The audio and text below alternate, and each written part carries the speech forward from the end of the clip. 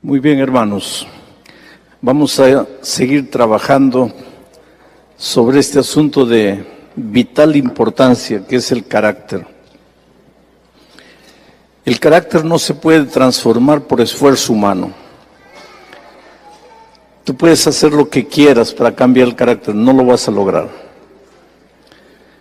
Y esta mañana vamos a ver una cita que habla justamente de eso. La transformación del carácter es una obra divina. Vuelvo haciendo un resumen. Cuando salimos de las manos de Dios, Dios es manso y humilde. Nosotros éramos mansos y humildes. Pero en el momento que el pecado nos arrastró para lejos de Dios, ese carácter manso y humilde se comenzó a deteriorar en nosotros. Y cuanto más nos alejamos de Dios, más deteriorado queda ese carácter. Y cada vez más y más y más hasta llegar al punto de hacer atrocidades. Si nosotros no hacemos atrocidades como esa pareja de Chicago que le cortó la barriga a una mujer para sacar, si nosotros no hemos llegado a ese punto de hacer atrocidades, es porque no hemos llegado aquí. Pero con toda seguridad estamos por aquí. Algunos tal vez están por aquí. Y lo interesante es que Pablo decía, hermanos, yo todavía no lo he alcanzado. ¿A qué alcanzado se refería? Al camino de regreso. Todavía no he llegado. ¿Cuál es el blanco? Llegar a Cristo de nuevo. Todavía no he llegado. Pero una cosa hago, me olvido de mis errores. Lo que hice atrás, me olvido, y me proyecto hacia adelante, y voy caminando, para ver si un día alcanzo aquello para lo cual fui alcanzado por Cristo Jesús. Este es el ideal. Y como le respondí al pastor Escamilla ayer, este es el camino de la santificación. Santificación no es hoy día dejo este pecado, mañana dejo este pecado, pasado no, eso no es santificación. Santificación es, cada día voy caminando y me vuelvo más semejante a Jesús. Y cuanto más semejante me vuelvo a Jesús, las cosas malas van saliendo de mi vida naturalmente. Van saliendo de mi vida porque me estoy pareciendo a Jesús.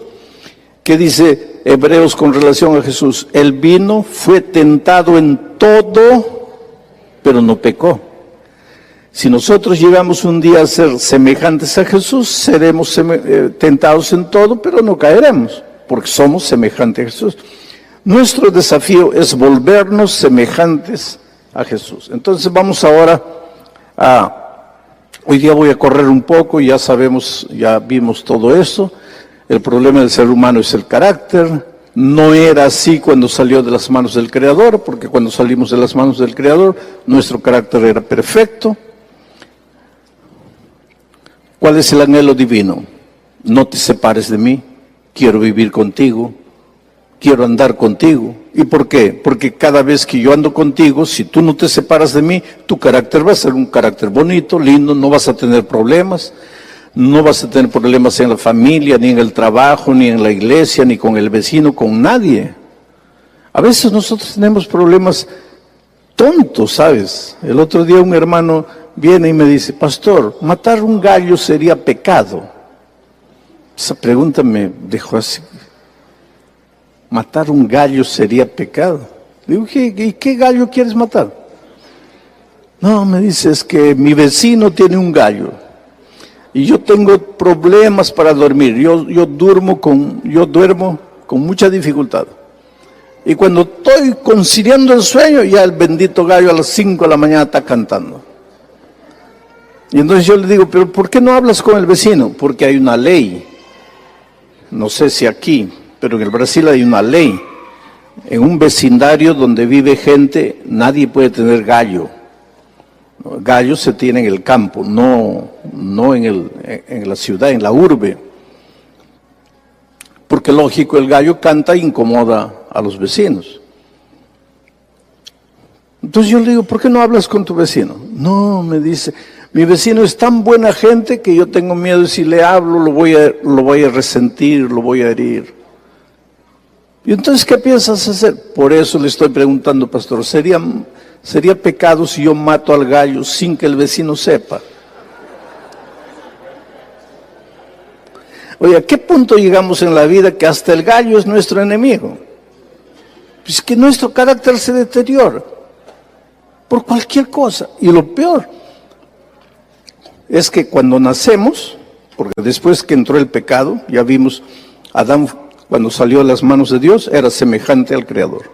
Pero el hijo de Adán cuando nació ya no era semejante a Dios, ya era semejante a él.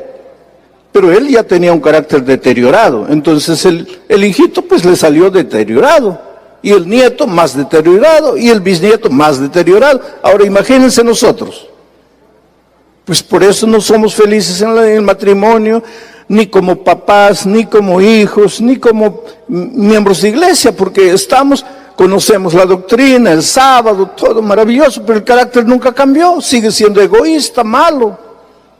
Solo que especialmente cuando crecemos, y más todavía cuando conocemos la religión, aprendemos a disfrazar nuestro carácter.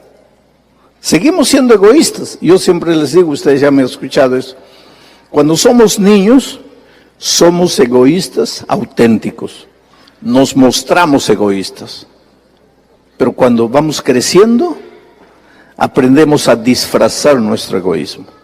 Y te voy a probar. Deja en una mesa 5 o 6 pedazos de pastel y 5 niños. Cada uno agarra su pedazo y come lo más rápido que pueda. ¿Para qué? Para agarrarse el pedazo que está sobrando. Egoístas, pero auténticos. Se muestran egoístas. Ahora coloca 6 pedazos de pastel y 5 adultos. Cada uno agarra con mucho cuidado, come despacito. Está sobrando un pedazo. Entonces uno mira al otro, por favor, no, tú. No, yo ya estoy lleno. No, tú. No. Todo el mundo en el corazón está pensando así, ¿cómo no desaparecen estos 4 para agarrarlo? Es decir, de niños somos egoístas auténticos, pero de grandes comenzamos a disfrazar. El carácter no cambió, sino que aprendemos a pintar, pintura por fuera. A un edificio viejo, destartalado, carcomido, le colocamos pintura bonita por fuera. Pero seguimos malos, egoístas. Y ese no es el plan de Dios para nosotros. Dios siempre quiso andar con sus hijos, siempre. Si Adán no se hubiera separado de Dios, pues tendría el privilegio de siempre reflejar el carácter de Dios, pero infelizmente él se separó, vino el pecado y todo se malogró. ¿Cuándo comenzó la tragedia? Cuando el hombre se separó de Dios. El pecado nos extravió, nos alejó de Dios y deformó el carácter de Dios en nosotros. Al alejarnos de Dios, dejamos de reflejar su carácter. Ya vimos, Adán nació, fue creado a imagen de Dios, el Hijo ya nació a imagen de Él, ya todo malogrado. Dios nos creó con un propósito. Aquí viene el asunto, es que esto no me obedece. Nunca debemos olvidar, hermanos, esta es la esencia de la vida cristiana. Mira, esta es la esencia de la vida cristiana. El día que entendamos esto, se acabaron nuestros problemas. Porque nosotros a veces estamos preocupados con arbolito de Navidad, con celebrar Navidad, con celebrar cumpleaños, que con la batería, que con el anillo, que con el arete, que con el pantalón, que con el cabello, que con la carne. Ahora, escúchenme bien, yo no estoy diciendo hagan todo eso, no estoy diciendo eso. Lo que estoy diciendo es, a veces vivimos preocupados con todo eso, pero ahora viene la sierva de Dios y miren lo que dice, y escucha, esto es palabra de Dios, yo creo en el espíritu de profecía, yo creo. Les voy a decir una cosa, ni una sola doctrina de la iglesia adventista, ¿cuántas doctrinas tiene la iglesia? 28. Ni una de ellas fue sacada del espíritu de profecía. O sea, Si Elena de White hubiera existido o no hubiera existido, la Iglesia Adventista tendría las mismas 28 doctrinas. Porque nosotros tenemos un principio que se llama sola escritura.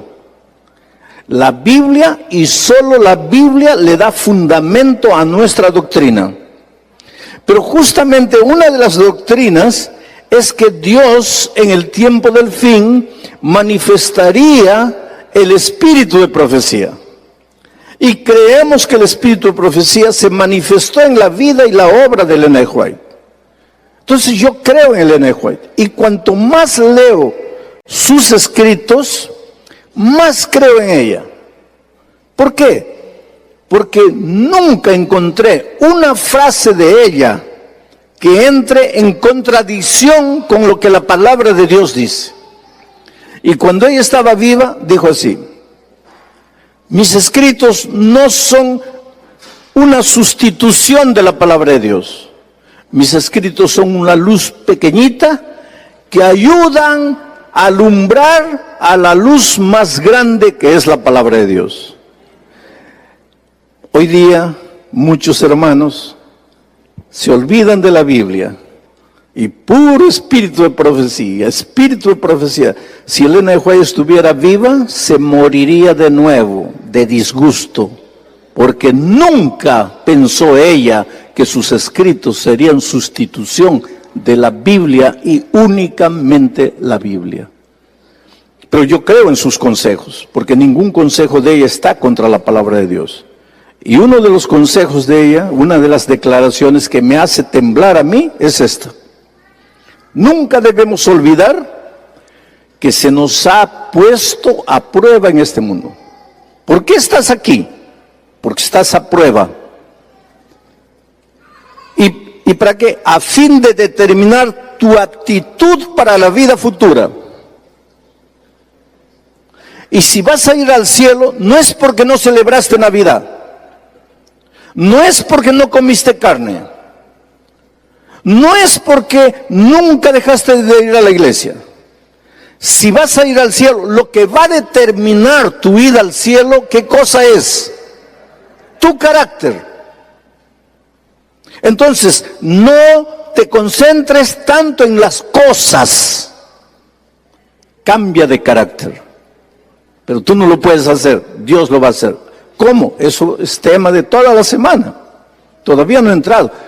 Hasta aquí solo los estoy preocupando, pero la solución todavía no les estoy dando.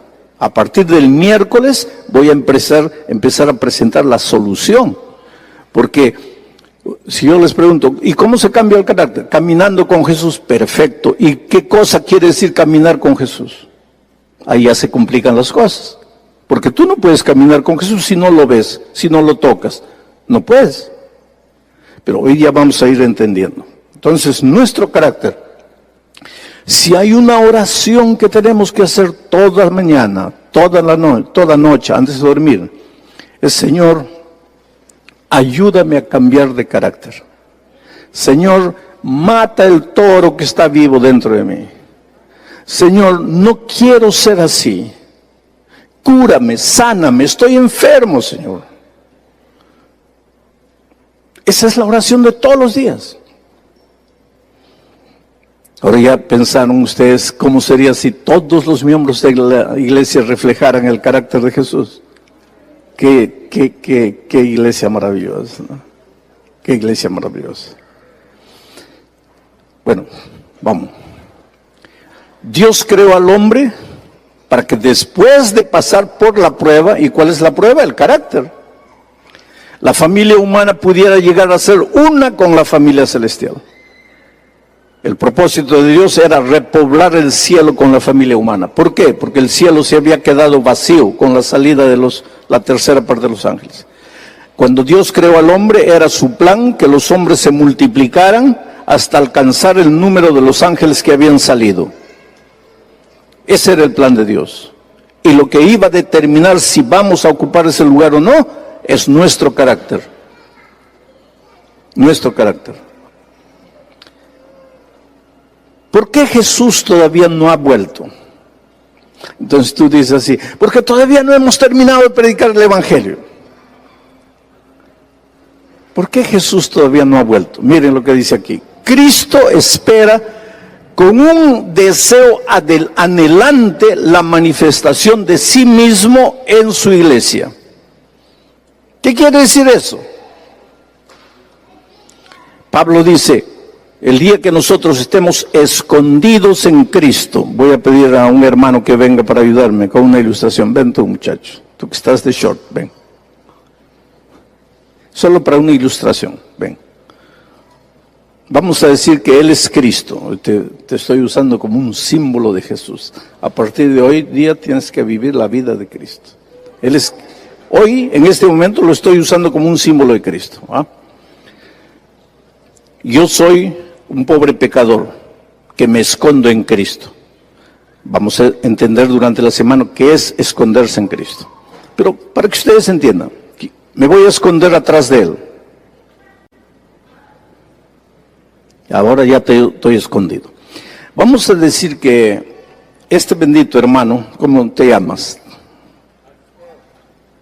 ¿Ateo? Ah, Aristeo. Aristeo, muy bien, Aristeo. Vamos a decir, discúlpame, este es un ejemplo también. Vamos a decir que Aristeo quiere matarme, ¿verdad? Y viene armado con un revólver, quiere matarme. Pero yo me escondo en Cristo.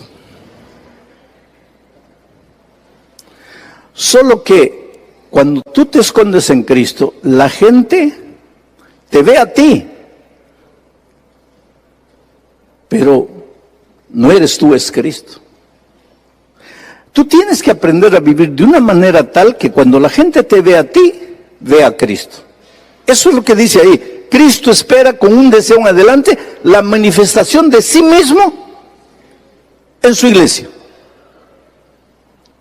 Cada uno de ustedes tiene que andar por la vida y la gente mirándote, mira a Cristo. Entonces yo me escondo en Cristo. Ahí viene Aristeo, dispara Aristeo, ahí él dispara, un tiro, 2, 3, 4, 5, 6, se acabó el tambor, cambia de tambor. 1, 2, 3, 4, 5, 6, se acabó, cambia. Nunca me va a matar, porque para matarme a mí, primero tiene que matar a Él. Pero Él es inmortal, Él es Cristo. Gracias. ¿Entendiste lo que quiere decir vivir en Cristo? Escondido en Cristo. Ahora, si yo estoy escondido en Cristo, ¿eso quiere decir que nunca me va a dar cáncer? No quiere decir. ¿Eso quiere decir que no puedo sufrir un accidente y morir de accidente? No quiere decir eso. Pero no estoy escondido en Cristo, sí. Pero es que todavía vivimos en un mundo de pecado. Y mientras vivamos en este mundo de pecado, cuando llueve, moja a los buenos y a los malos. Y cuando el sol sale, alumbra a los buenos y a los malos. Solo que cuando el dolor le llega al malo, se desespera. Pero cuando el dolor le llega al Hijo de Dios, en medio del dolor, Él canta. ¿Te acuerdas de Pablo y Silas cuando estaban en la prisión? Estaban con las espaldas sangrando, los habían azotado a medianoche cantando. ¿Por qué? Porque el Hijo de Dios también tiene problemas en la vida. Pero cuando está escondido en Cristo, canta. Bueno, ahora miren. Cristo espera con un deseo anhelante la manifestación de sí mismo en su iglesia. Cuando el carácter de Cristo sea perfectamente reproducido en su pueblo, entonces vendrá Él para reclamarlos como suyos. Ahora, hermanos, pregunto, ¿por qué todavía no ha regresado Jesús a esta tierra para llevarnos? ¿Por qué todavía estamos peregrinando en este mundo de miseria? ¿Por qué? Porque su carácter no se ha reflejado en mi vida. Yo estoy más preocupado con arbolitos de Navidad que con el carácter de Cristo. A veces uso el púlpito para atacar, y mi carácter. Y Cristo está esperando que su carácter sea reflejado en su iglesia. Y cuando el carácter de Él fuere reflejado, ahí Él vendrá. ¿Y por qué solo vendrá ahí? Porque te ama, querido. No quiere dejarte. Y con ese toro bravo dentro de ti te vas a quedar y Él no quiere que te quedes. Él te ama, Él quiere llevarte, pero con ese carácter no te puede llevar. Y entonces Él está esperando que tú cambies de carácter. Esto es interesantísimo. Por eso en el cielo, mira, después miré y aquí el Cordero. ¿Quién es el Cordero? Cristo. Estaba en pie sobre el monte Sión y con él 144,000. Estos son los redimidos. Tenían el nombre de él y el nombre de su Padre escrito en la frente. ¿Qué es el nombre? El carácter. ¿Por qué están los redimidos en el cielo? Porque están reflejando su carácter. Solo los que reflejen el carácter de Jesús irán al reino de los cielos. Ahora, entramos en esta parte. ¿Cuál es la misión de nosotros, como ancianos, como miembros de iglesia, como pastores? ¿Cuál es nuestra misión? Mira lo que dice este texto. Maridos, amad a vuestras mujeres, así como Cristo amó a la iglesia. El tema central de este texto no es el amor del marido por la mujer, está usando solo un ejemplo. El tema central de este texto es el amor de Cristo por su iglesia. Dice, maridos, amad a vuestras mujeres, así como Cristo amó a la iglesia. Y Jesús amó a la iglesia tanto que se entregó a sí mismo por ella, por ti. ¿Para qué? Para santificarla, habiéndola purificado en el lavamiento del agua del bautismo por la palabra. Es que la palabra, la Biblia te lleva al agua, al bautismo. Yo no sé si esta mañana estoy predicando a alguien que ya conoció la palabra, pero todavía no se ha bautizado. Estás en la mitad del camino. Porque si tú estudias la palabra te lleva al agua. Y Cristo prepara a su iglesia para llevársela por el agua y por la palabra y por el agua. Por eso dice Marcos 16:16, el que creyere en la palabra y fuere bautizado en el agua, ese será salvo. Hay gente que cree en la palabra pero no entra al agua. No, la palabra te lleva al agua. Tienes que entrar al agua del bautismo. Entonces, Cristo amó a la iglesia, se entregó a sí mismo por ella para santificarla, habiéndola purificado en el lavamiento del agua por la palabra, a fin de presentársela a sí mismo. ¿Cuándo es que Cristo va a presentar a su iglesia para Él mismo? ¿Cuándo? Cuando Él venga, por segunda vez. A fin de presentársela a sí mismo. ¿Y cómo quiere que Cristo, cómo quiere que su iglesia sea cuando Él venga? Una iglesia, lean fuerte, una iglesia que no tenga mancha, ni arruga, ni cosas semejantes, sino que sea santa y sin mancha. Una iglesia gloriosa. Cristo va a venir a esta tierra para llevar una iglesia gloriosa. Ahora, ¿qué cosa es una iglesia gloriosa? ¿Qué es la gloria de Dios? Orad con Moisés, muéstrame tu gloria. Y ella misma, la sierva de Dios, pregunta, ¿qué es esta gloria? El carácter de Dios. El carácter de Dios. Entonces, Cristo viene para llevar una iglesia gloriosa al cielo. Esa iglesia gloriosa es la iglesia que está reflejando el carácter de Dios. Ahora les voy a decir algunas cosas que los va a asustar. Cristo no viene a llevar a los que guardan el sábado. No se asusten, hermanos. Cristo viene a llevar a los que reflejan su carácter. Pero el que refleja su carácter, guardará el sábado. Pero el sábado no es la prueba, es el carácter. Tú puedes guardar el sábado y no tener el carácter de Jesucristo. ¿Te acuerdas del anciano que pegaba a su esposa el sábado? Guardaba el sábado. Es decir, para los otros, porque en la casa no guardaba, la pegaba el sábado, por lo menos descansara el sábado, pero no descansaba. Pero el carácter.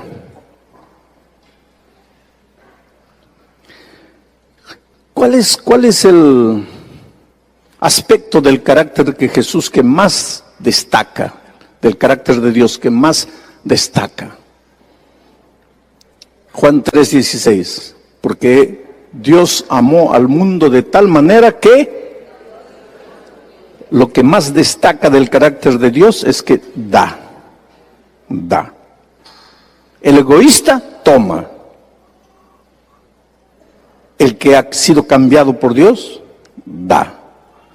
Y Dios dio lo mejor que tenía. Se dio a sí mismo en la persona de su Hijo. Ahora dime una cosa. Si la iglesia reflejara el carácter de Dios, ¿todos los hermanos serían fieles devolviéndole a Dios el sagrado diezmo? ¿Sí o no? Claro que sí. Claro que sí. Entonces, el otro día me llaman de un país, dice, pastor, estamos en crisis, los diezmos han caído, venga a predicar una semana de mayordomía para levantar los diezmos. Y digo, está bien, voy. Y después me llaman y me dicen, mándenos la lista de temas. Le digo, el tema general, gracia transformadora. Ahí él me responde, pero pastor, gracia transformadora, no necesitamos gracia, pastor, necesitamos diezmo. No he entendido nada, querido. Cuando Jesús te transforma y tu carácter se vuelve igualito a Jesús, nadie tiene que decirte que devuelvas diezmo. Tú lo vas a dar porque es el carácter de Cristo reproducido en tu vida. ¿Eso quiere decir que no debemos predicar el diezmo? Claro que hay que predicarlo. Pero a veces nosotros queremos arrancar el dinero así como con forceps. No. El carácter de Jesús te lleva a ser fiel. Una persona que refleja el carácter de Jesús, ¿va a cuidar su cuerpo o no? Claro, porque su cuerpo es templo del Espíritu Santo. Una persona que refleja el carácter de Jesús, ¿va a ser fiel guardando el sábado? Claro. El secreto de todo está en el carácter de Cristo. Pero nosotros, como digo, estamos más preocupados con cualquier cosa, menos con el carácter de Jesús. Miren esta otra cita. El otro día, pastor, el pueblo de Dios, el último mensaje al mundo, es el mensaje del tercer ángel. Claro que sí, el mensaje es el último mensaje. Pero ¿cuál es el mensaje del tercer ángel? ¿Darle palo a la bestia del Apocalipsis? Cuidado, querido, cuidado. O crees o no crees en la sierva de Dios. Y si crees, ahí está escrito. El último mensaje de clemencia que ha de darse al mundo es una revelación de su carácter de amor. Quiere decir, el último mensaje no es teoría. El último mensaje es su pueblo reflejando el carácter, andando por la vida. Y todo el mundo mirando a los hombres convertidos y ven a Jesús. Y dicen, yo quiero ser como Él. El último mensaje de clemencia que ha de darse al mundo es una revelación de su carácter de amor. Los hijos de Dios han de manifestar su gloria. ¿Qué es la gloria? El carácter. En su vida y carácter han de revelar lo que la gracia de Dios ha hecho por ellos. Y si la gracia de Dios los ha transformado, pues ya no serán egoístas, ahora serán fieles, devolviéndole a Dios lo que es de Dios. ¿Qué mejor tema para una semana de mayordomía que la gracia de Cristo? Es que no entendemos la esencia de las cosas. El último mensaje de clemencia que ha de darse al mundo es una revelación de su carácter de amor. Les voy a contar una historia. Acabo de regresar de un país musulmán. No voy a dar el nombre del país musulmán para proteger a nuestros pocos hermanos allí y para proteger al misionero que tenemos ahí. Hay hombres de Dios a quienes yo admiro, queridos. ese muchacho que está allá, con dos hijitas pequeñitas de 5 años, de 2 años, una esposa joven él, en un país donde nadie sabe que es pastor, porque si hubiera dicho que es pastor, no le hubieran dejado entrar al país. Entonces él está supuestamente como un empresario, vendedor de libros, y vende libros, solamente libros de salud, pero es un pastor. Y su objetivo es plantar la iglesia en ese país donde si dejas de ser musulmán, si te vas a otra iglesia, pena de muerte para ti. Y si descubren que estás haciendo proselitismo, pena de muerte para ti. Y hay hombres en esta iglesia, hermanos, como ese muchacho, que dicen yo voy. Pero tú sabes que te pueden matar. Yo sé. Pero si muero, que muera cumpliendo la misión. Y ahí está ese muchacho. Y te voy a contar lo que Dios hizo.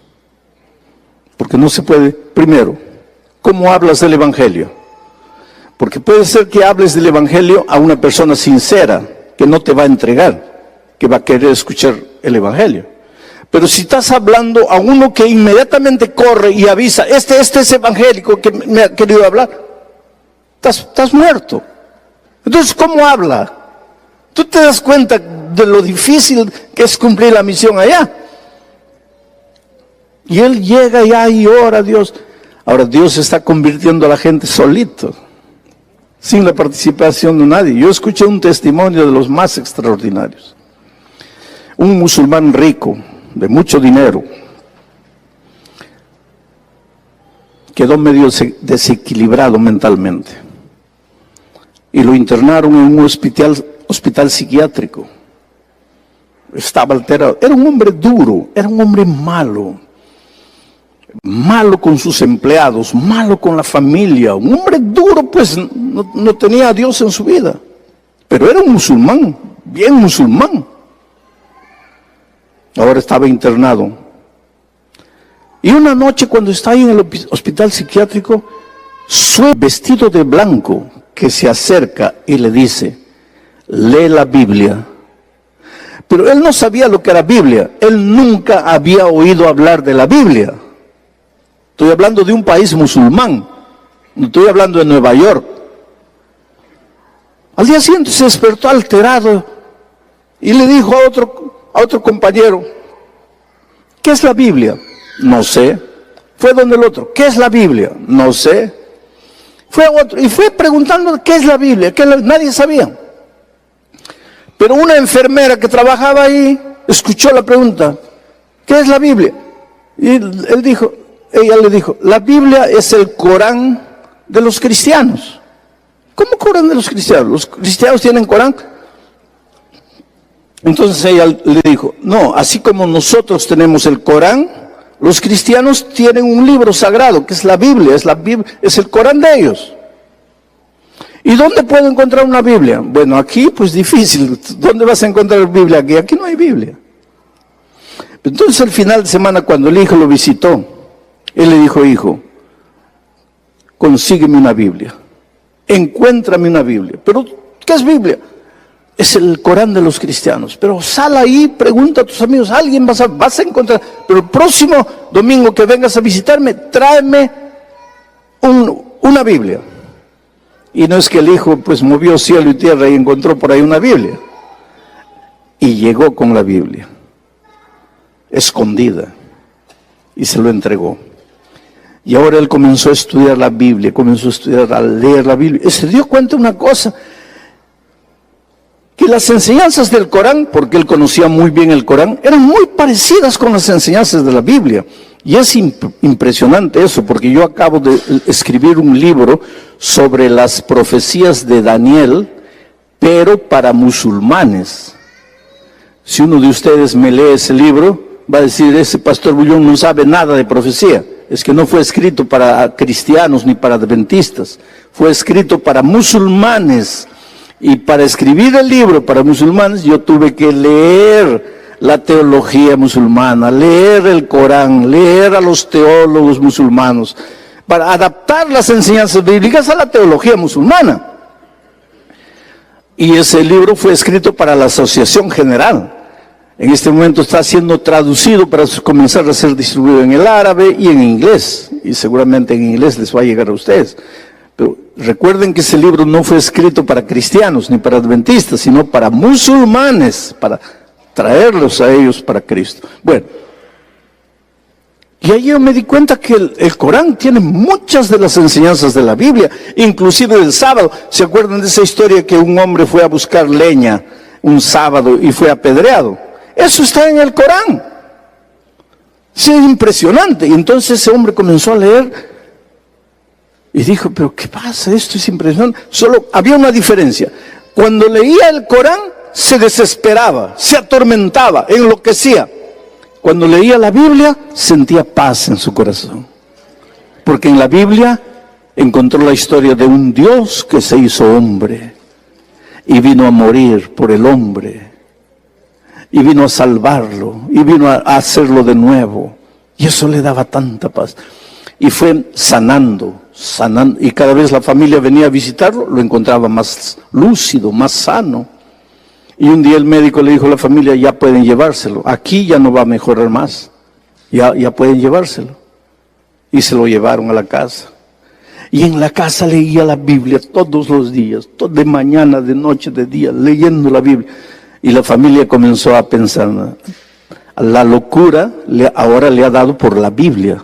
Pero no importa, por lo menos está más tranquilo, más pacífico, ya no grita, ¿no? Déjalo ahí que siga estudiando la Biblia.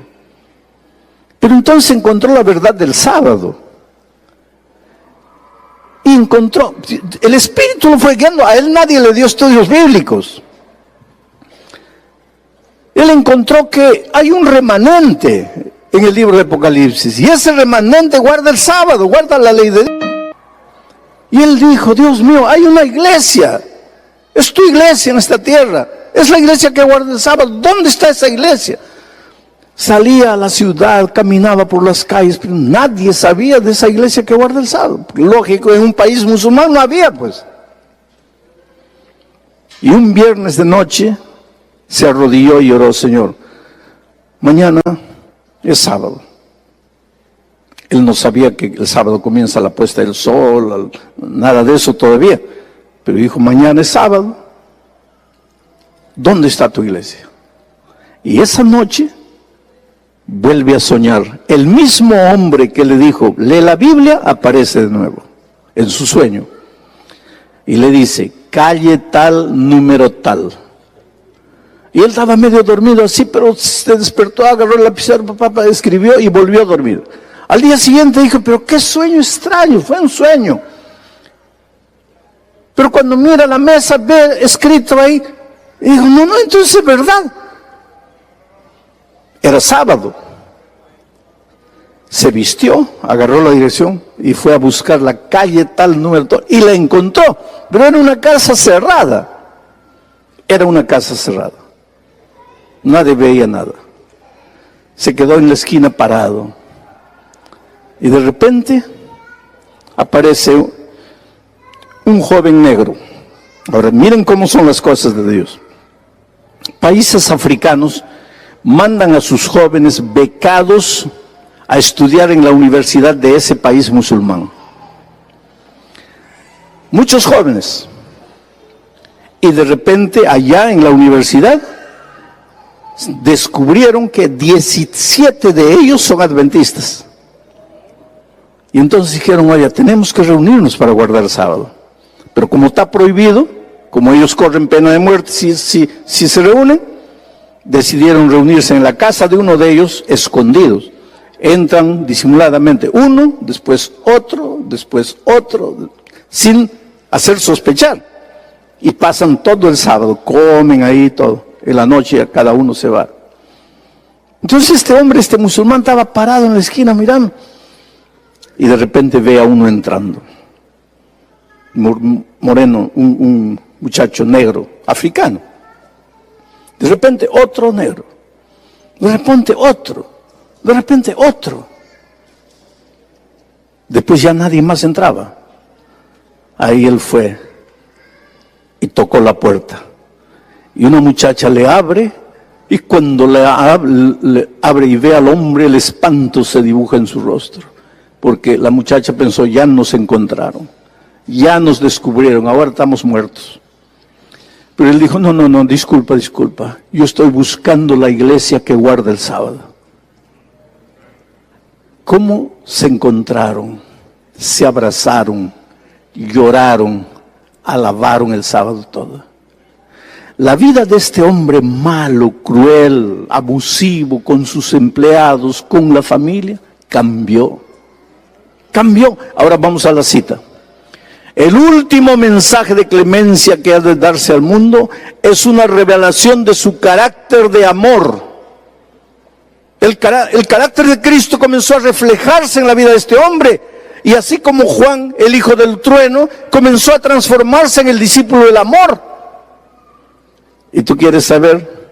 8 miembros de su familia ya están bautizados. El carácter de Cristo. ¿Acaso él comenzó a echarle palo a la bestia del Apocalipsis? Yo no digo que todo eso es parte del mensaje. Hay que predicar. Yo tengo series enteras de Daniel, de Apocalipsis. Pero querido, ese mensaje vacío teórico no hace nada si no va acompañado del amor, del carácter de Jesucristo. Continuará mañana. Ahora chao, que Dios les bendiga. Buen día para ustedes.